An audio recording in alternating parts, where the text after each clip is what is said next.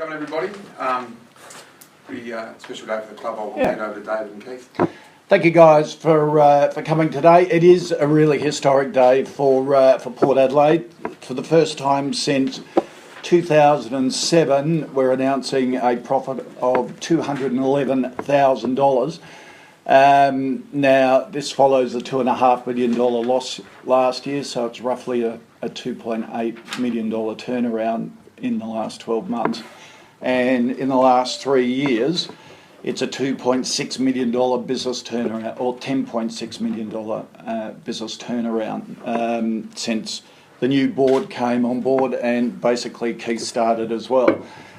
For us, it's a really remarkable achievement and a really remarkable result for our members as well and supporters. You remember 3 years ago, we were questioned on financial viability, we were questioned on whether we should be in the competition, we were questioned on whether Adelaide could sustain two AFL clubs. And a result like this and a 3-year performance really does underpin the fact that Port Adelaide is sustainable, it's competitive and has a really bright and aggressive future. Rather than just give up 3 years ago, the Port Adelaide community has done a remarkable job. The Port Adelaide community 3 years ago basically said, stuff it, we're going to prove the doomsayers wrong and we're going to do something about this club. And what they've done is just extraordinary. They've signed up as members and we've seen membership go from 36,000 in 2012 to just under 60,000 for this last year. Under AFL audited membership figures, for the first time in our history, we became the biggest club in South Australia in terms of membership. Members have come to games. Even though we didn't make the finals, and it was a really disappointing year on field that we didn't make the finals, our members and supporters still turned up. Average of 43,000 per home game. 3 years ago, it was 19,000. According to AFL research, Port Adelaide supporters are the most engaged of any club in the AFL in terms of personal involvement, in terms of passion, in terms of connection with their team. We're number one, and that's according to AFL statistics.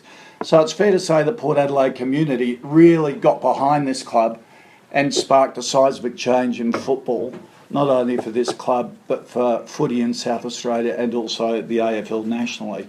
And because of that seismic change, and thanks to our members for producing that, our corporate sponsors also came on board and felt that seismic change. And our corporate revenue for the last 12 months is up 20%. It's more than doubled in the last 3 years. And Port Adelaide, it really enjoys great support from the corporate community with a range of international, national and South Australian great brands supporting this club, and we really do thank the corporate sponsors for that. Of course, our move to Adelaide Oval has proved to be a standout success, both financially and with our community too. We're also very aware of our responsibility to South Australian football and the broader community. Remember, our mission statement is to win premierships and make our community proud. We're a foundation member of the SANFL and we have a responsibility to footy in this state and also the community. In this result, we paid $1 million to the SANFL directly in cash, and also we've invested another $500,000 in the Magpies, our academy teams, our Aboriginal Academy, which I hope you've been following their trip to China, which has been pretty special. On top of that, Power Community, with our general community programs in the South Australian community, we've invested another $1.5 million this year. So we're very much a club, always have been, that's community minded, is South Australian footy minded as well. Our China program took enormous steps this year, and that's been one of the highlights for us. Also, the first pilot program of our academy for high performance coaches was a huge success. Half of the students came from overseas, so little Port Adelaide became an exporter in the knowledge industry, and that's very exciting going forward for us. So, as you can see, incredibly disappointed on not making the finals. nothing annoyed me more than being told, gee, you're the best team outside the 8. My reply was always, I wish I was the bloody best team in the 8. But the club has really kicked a lot of goals off the field this year, and we are sustainable, we are profitable, and we see that continuing for the foreseeable future. So, first profit since 2007. We've come a long way in 3 years. Happy to take any questions. So, Dave, you're now a very, very safe AFL club, do you believe? Look, one of the key objectives was to build a sustainable financial model, and we believe we've achieved that. Our $211,000 profit is after depreciation as well, I should stress. A lot of clubs sort of announce different ways of accounting for it. We believe that that's best practice accounting and the most transparent. So from a trading point of view, we've done well, and it's really great credit to Keith and his team. Everybody just comes together, the community team, the corporate team, Matty Richardson with memberships. We sit at 38,000, I think, members today. Yeah. So we're well ahead of last year. Our members are just extraordinary in their passion. They backed us all the way. They haven't walked away from it. They've said, okay, we're going to come for the journey and help you. It's terrific. Is it fair to say that even though you talk about the local community, that becoming more national has been a big reason for your turnaround? There's no... Look, right from the very start, Keith and I always talked about that we play on a national stadium in a national competition. And to be sustainable, you've got to play in a national corporate competition as well. And we've seriously targeted that, and that's why you see some great Australian brands that operate in South Australia as well. But we've been able to attract the confidence of those big national and international companies who have bought into our vision, bought into our community, Keith, would be fair to say. A good big part of it, particularly the Energy Australias and the Renaults and the 4 and 20, love our community stuff that sets us apart.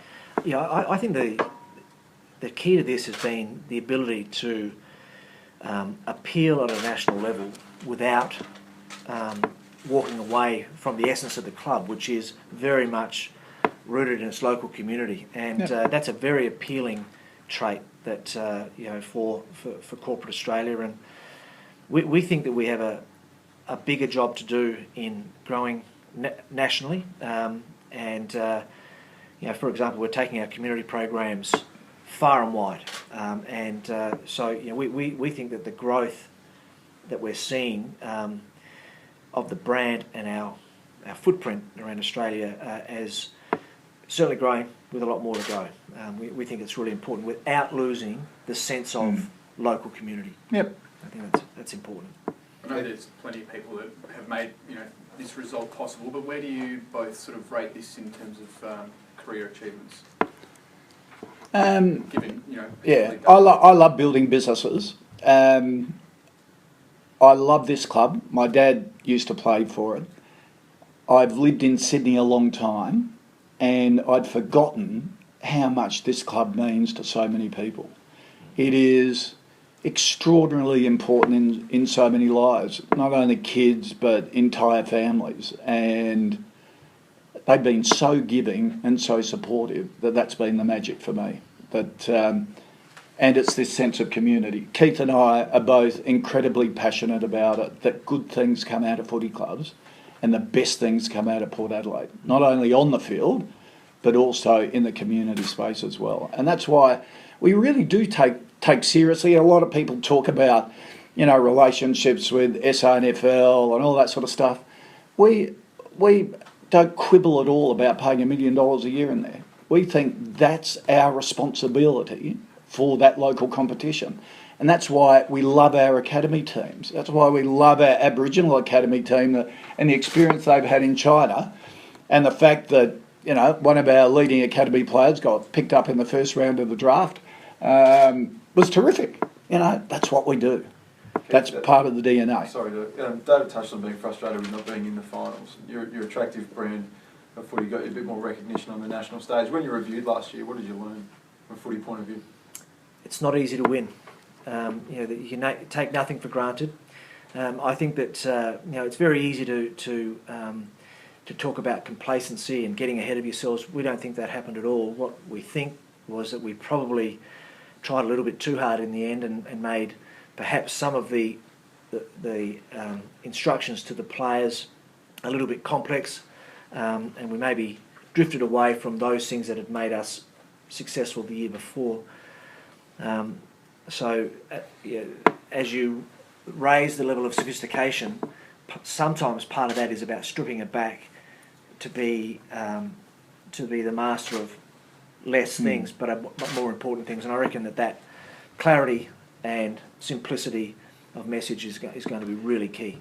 Yeah, it was a highlight for me. Footy was a low light and a highlight. We didn't get in the finals, and as I said, it annoyed me everyone saying you're the best team out of the 8. The other thing that annoyed me were people saying, oh, this is your West Coast year. This is what happened to West Coast last year. And I kept reminding them that, hey, there are a lot of other teams that didn't make the final last year and still didn't this year, but West Coast did something about it. And the thing I'm really proudest of is how our football department analysed and reviewed the disappointments, owned the disappointment, didn't blame anyone else, worked through the issues that had fallen off and then rectified it, and we won 7 of the last 9 games. A lot of clubs will say, season's finished, why give it 100%? Our guys gave it 100% right up to the very end, and that shows character. And for me, we learnt a lot with that, and will hold us in good stead. Did they make a few errors early in the season then, the footy department? I think that we would say that we got away pretty well. At the start of the year, and we handled that first 5 weeks. Did we make errors? I think we made we learned a lot of lessons about the structure of the coaching group. When you think about it, we went from Alan Richardson, Phil Walsh, into Michael Voss and Josh Carr, and so that you can't underestimate that there's a shift that's going on with the coaching group. So that we had to learn about that. The playing group, I think, as I said, may have perhaps forgotten what the fundamentals to Port Adelaide winning footy looked like at certain stages. But as David said, there was an adjustment made, and we believe that by the end of the season that we were back. Didn't get up. Playing footy the way we should. In the end, we weren't good enough at the end of the year to get into the finals, and we take that on the chin and we move on. A lot of people say your premiership window is open. Is there a sense of urgency that you need to make it count for something? Do the players and the club have the patience to build the program, or does it need to happen? I don't think we talk about premiership windows. We talk about, we're here to win premierships and make our community proud every single year, whether a supposed window is open or not. We're confident in our football department. It's well funded. Over the last 3 years, we put an extra $5 million into the football department, so it's fully resourced to really give them every opportunity to succeed, and that's what we need to do as a board and as a club. Footy's our main focus. From your point of view, does the club have the patience? Yeah. I think we've been very patient. We've been methodical. I think I've said many times that the plan that was presented by the football department to me in 2012, we're still on that plan, and a lot of that work was being done before Ken Hinckley started. Jason Cripps had a blueprint for the list development process, which we think has been really well executed, and we arrive at a point where we believe that the list is strong. It's got nice depth. It's where we want it to be. We think we've improved the coaching structure this year. With the addition of Nathan and Chad coming in and Gary going back into the coaching box. So we're constantly tweaking that. But whether we're good enough, this is a tough competition. Every single club is thinking exactly the same way. It's an elite competition. We believe that we are well prepared to have a shot at 2016, and as we were in 2015. So we'll just take it as it comes and do our absolute best. That's really where we're at. So what about off-field? Looking ahead, what's the biggest challenge to being close to the club? Look, we're pretty well set up with the key pillars that we'll keep building. China is a big focus for it from a commercial point of view. We've made big commitments there already. It's not simply a matter of flying in, trying to pick up a sponsor. We sponsor the local Chinese team or the national team. We sponsor the Southern China AFL team competition. Auskick we sponsor up there. We have business lunches for right through Hong Kong. We're expanding those into other capital cities in the next 12 months. So China is a big focus for us. And this Academy for High Performance Coaches, a joint venture with UniSA, I think is just so us. It's cutting edge. It is best practice globally, which we saw in the little pilot program. Half the students from overseas were from big professional sports organisations. We'll do a few more of those next year, and then the year after will be a fully fledged masters program in high performance coaching and sports science. So we see that as a really big opportunity. And on the corporate front, we've got a number of big signings that will come up just before or after Christmas. Keith, looking at a $10 million turnaround in 3 years, just how much of that do you put down to the move to Adelaide Oval? The Adelaide Oval was significant in that it. The first thing it did was created real urgency to make the decisions that were required to affect change. If you recall, we spoke about getting to Adelaide Oval with momentum. We were able to do that on the back of our investment in football and Ken Hinkley coming in, and we accelerated on field. So we got into Adelaide Oval with in good shape and playing well, and the excitement for our members of getting to that great new venue with a side that was competitive was really compelling. So that happened. The financial model that sits behind it is working as we expected it to. It took 4 years to build, so thankfully it's working as we thought it might. And so that underpins the financial sustainability of the footy club going forward, so long as we continue to perform. And so you just can't sit there and say, "Okay, it's all done." It relies on people going to the game and the footy program continue to perform well. But yes, it has been it enabled us to change the narrative of the football club.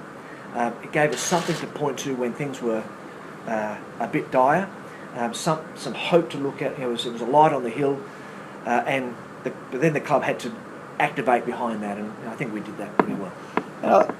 I think the fact we still averaged 43,000 home game attendance and not made the finals shows you how resilient our members and supporters are in terms of going to Adelaide Oval. There was lots of talk about after the first year the honeymoon would be over, and we were very much aware of that. So that's why we put a lot of effort into the game day presentation. That's why we put a lot of effort into the activations. Keith's game day team, the game day village, is a really important part of the DNA of our members, to meet there beforehand, and family groups, and we really don't think there is a honeymoon period. As far as our members are concerned, it's like going home, and I think that will really underpin us going forward, because the financial model, as Keith was saying, is so much better than Footy Park. Doug, when can we expect Port to play some sort of game in China, perhaps? What is the pre-season game or whatever?